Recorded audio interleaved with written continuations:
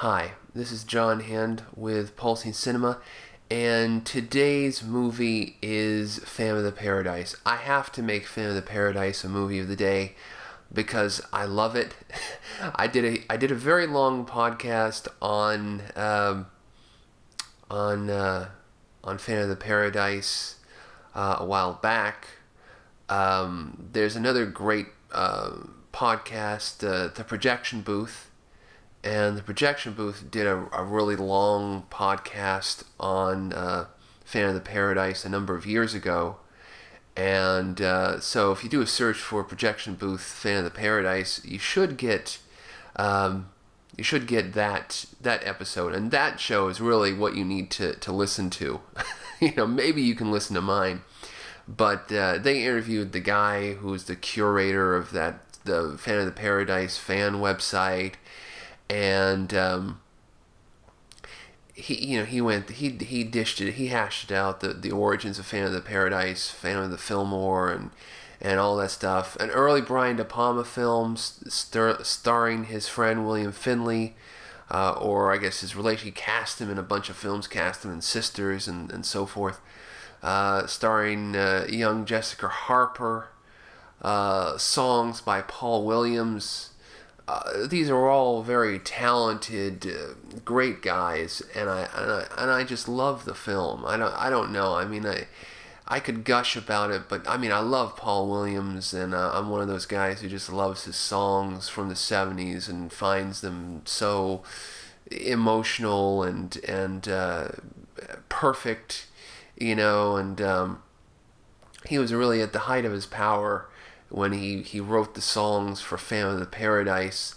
And, Phantom of the Paradise was really a staple. When I was a little kid, I'd come home and it would always somehow be on cable. It would always be on Encore, along with Badlands and, all those films that used to play on cable in the mid-90s, and subsequently watching it on DVD and now the special edition Blu-ray, I understand how many mistakes there are in the film, how ramshackle it feels, how the fact that they had to cut out and change so much of the film based on that, because they had to edit the Swan Song name out of the film and change the name of Swan's record company to Death Records.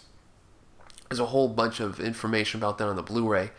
But it really changed the tenor of the film, and it is a low budget film, but at the same time, I think the artistry of Brian De Palma and the incredible score by Paul Williams elevate the film to something that's timeless and really beautiful. And I always wonder, because they've made Broadway Broadway musicals out of like The Producers and Young Frankenstein, and I mean, man, this thing just lends itself to a frickin' musical. I mean, it's like Brain Dead, It's like make a musical out of Phantom of the Paradise. Well, according to Brian De Palma and Paul Williams, they had been trying to do that for years. It was a very kind of experimental musical. It was like there was a lot of audience participation that was kind of planned. Where you pull people out of the audience, and it would be kind of like the end of Phantom of the Paradise, where it all becomes this kind of bacchanal, where the audience and the people on the stage kind of coalesce, and very, very much like Brian De Palma's first film, Dionysus in '69, which is this very kind of experimental audience participation type of 360 degree cameras moving around, roaming documentary type of hippy dippy film.